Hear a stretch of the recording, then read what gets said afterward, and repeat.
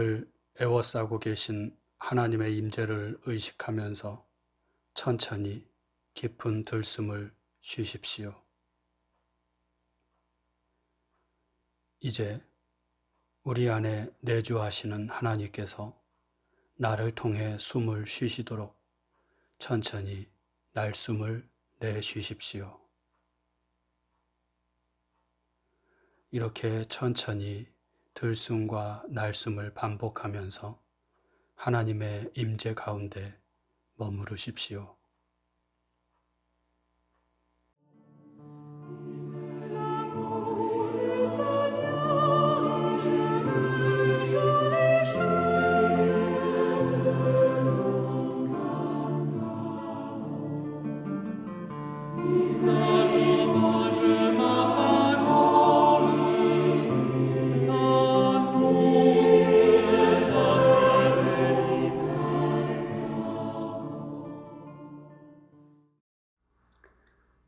오늘 우리에게 주시는 하나님 말씀은 누가복음 4장 16절에서 21절 말씀입니다.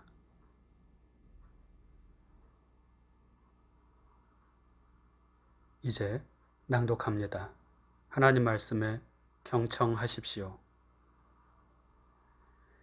예수께서 그 자라나신 곳 나사렛에 이르사 안식일에 늘 하시던 대로 회당에 들어가사 성경을 읽으려고 서심해 선지자 이사야의 글을 들이거늘 책을 펴서 이렇게 기록된 데를 찾으시니 곧 주의 성령이 내게 임하셨으니 이는 가난한 자에게 복음을 전하게 하시려고 내게 기름을 부으시고 나를 보내사 포로된 자에게 자유를 눈먼 자에게 다시 보게 함을 전파하며 눌린 자를 자유롭게 하고 주의 은혜의 해를 전파하게 하려 하심이라 하였더라. 책을 덮어 그 맡은 자에게 주시고 앉으시니 회당에 있는 자들이 다 주목하여 보더라. 이에 예수께서 그들에게 말씀하시되 이 글이 오늘 너희 귀에 응하였느니라 하시니. 주신 말씀을 잠시 묵상합니다.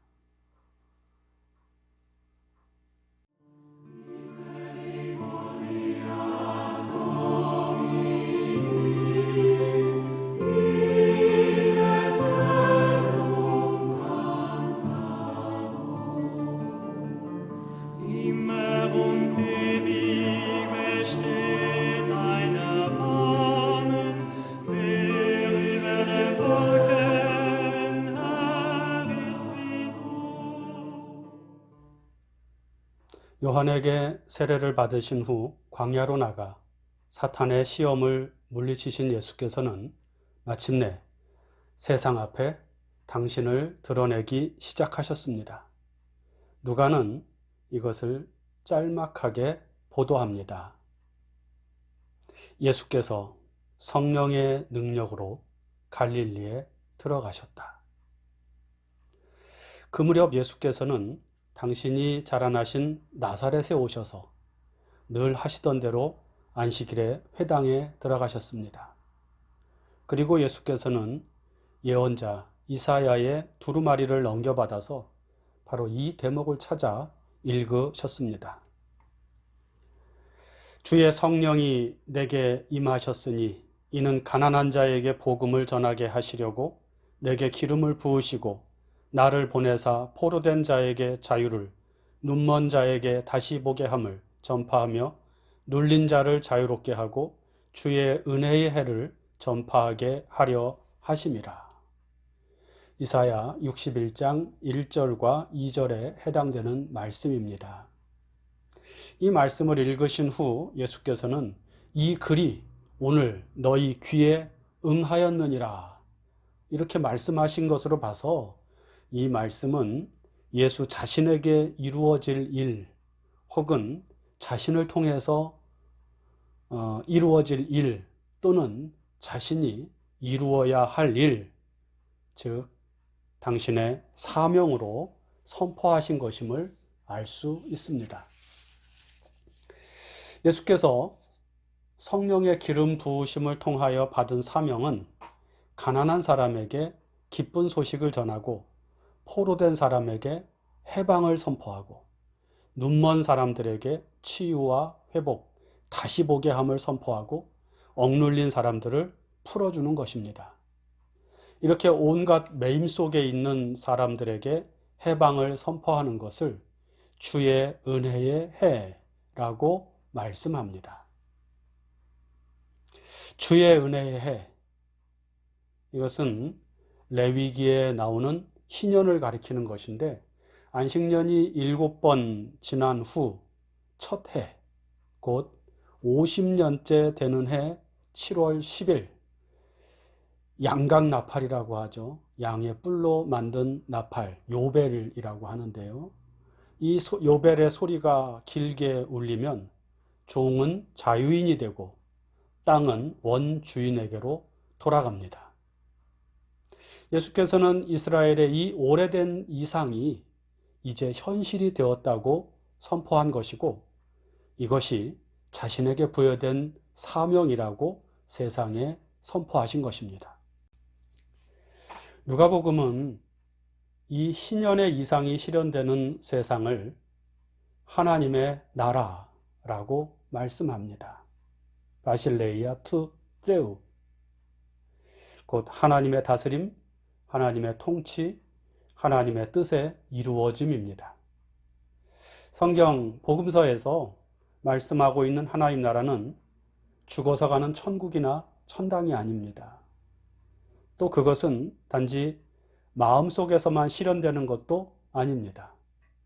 성경이 말씀하고 있고 예수께서 선포하신 하나님 나라는 철저하게 이 땅 한가운데서 실현되는 하나님의 다스림이요, 현실 속에서 현재하는 하나님의 뜻의 이루어짐입니다.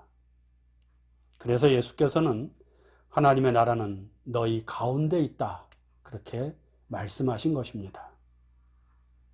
그리고 예수께서 말씀하신 하나님 나라는 어느 특별한 민족이나 인종에게만 이루어지는 것이 아니라 이 세상 모든 사람들에게 이루어지는 나라입니다.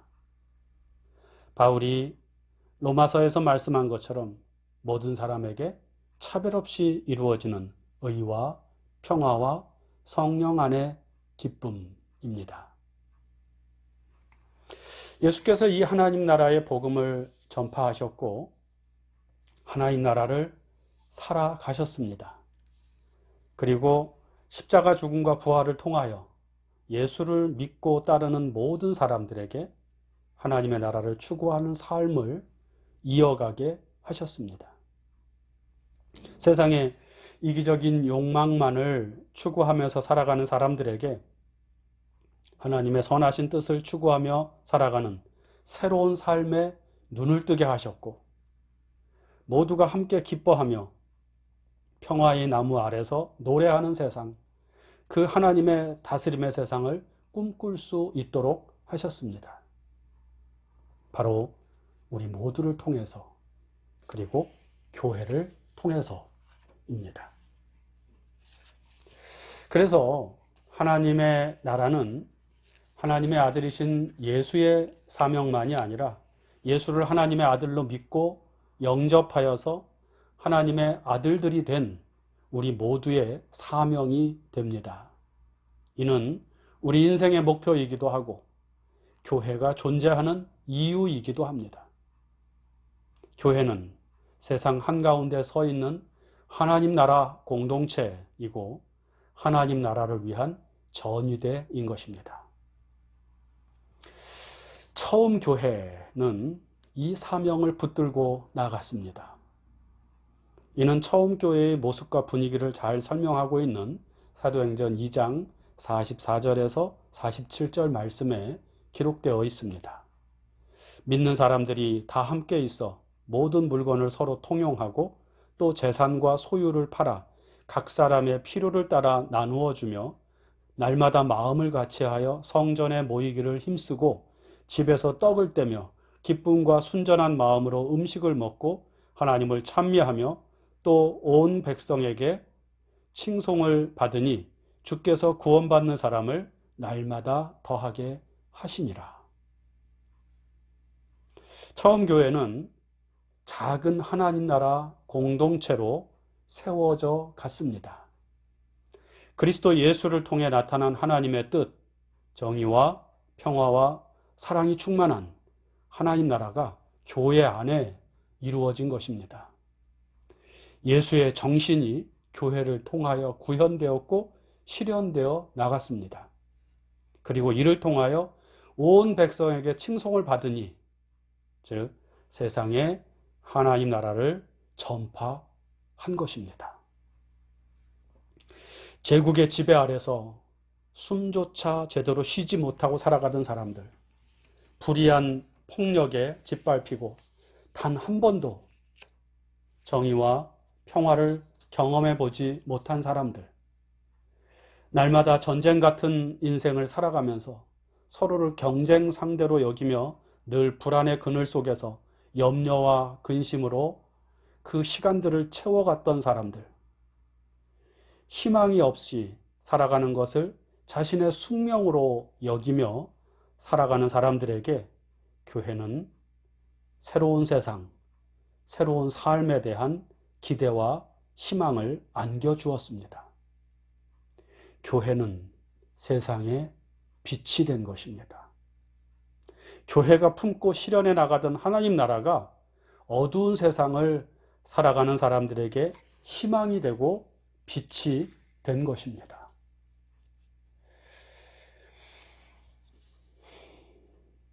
그로부터 2000여 년이 지난 지금, 오늘 우리는 어떠합니까?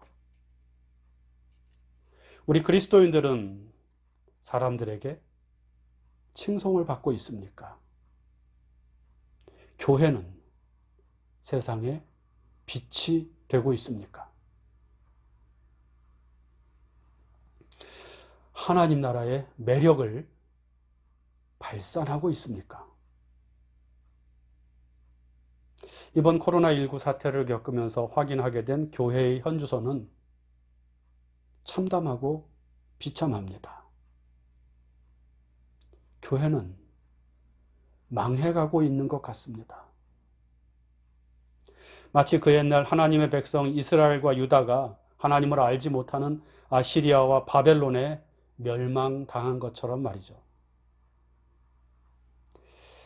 사람들은 교회를 더 이상 빛이라고 생각하지 않고 오히려 어둠의 진원지라고 여깁니다.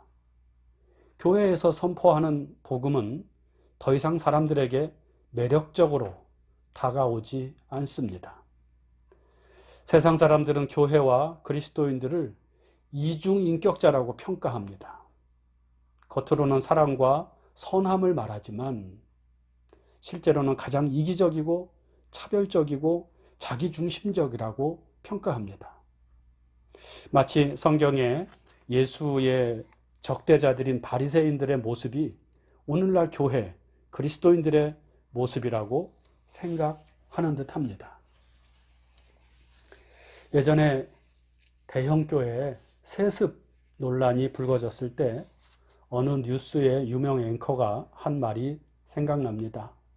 그는 교회는 그리스로 이동해 철학이 되었고 로마로 옮겨가서는 제도가 되었다. 그 다음에 유럽으로 가서 문화가 되었다. 마침내 미국으로 왔을 때 교회는 기업이 되었다. 라는 리처드 헬버슨 목사의 말, 이 말에 이어서 교회는 한국에 와서 대기업이 되었다는 것으로 마무리하면서 만몬의 노예가 된 교회 아닌 교회의 현실을 꼬집었습니다. 한 달 전에 있었던 주요 교단 총회에서 보고된 바에 따르면 장로교 최대 교단인 예수교 장로회 합동 측은 전년에 비해 교회가 71개가 없어졌고 17만 명의 교인이 감소했다고 합니다. 예수교 장로회 통합 측은 전년에 비해 11만 명의 교인이 감소했다고 합니다. 그리고 우리 기장은 7,954명의 교인이 감소했습니다. 우리는 워낙 규모가 작아서 줄어든 것도 작은 것 같습니다.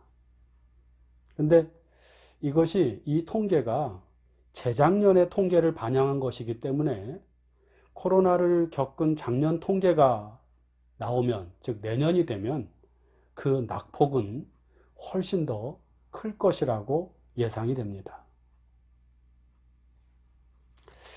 왜 이렇게 되었을까요? 예기치 못한 코로나 사태가 그 직접적인 원인이라고 할 수도 있겠지만, 사실 교회의 성장이 경향적으로 하향 곡선을 그리게 된 것은 1990년, 2000년대에 들어서면서 아주 지속적인 현상으로 나타났습니다.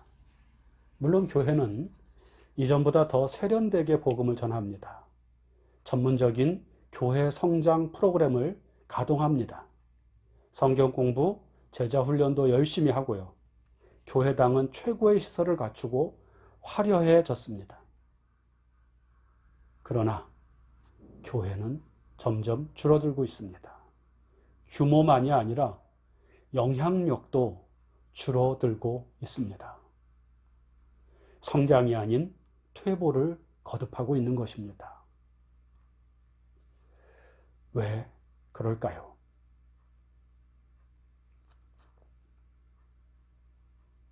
교회의 본질인 하나님 나라를 상실했기 때문입니다.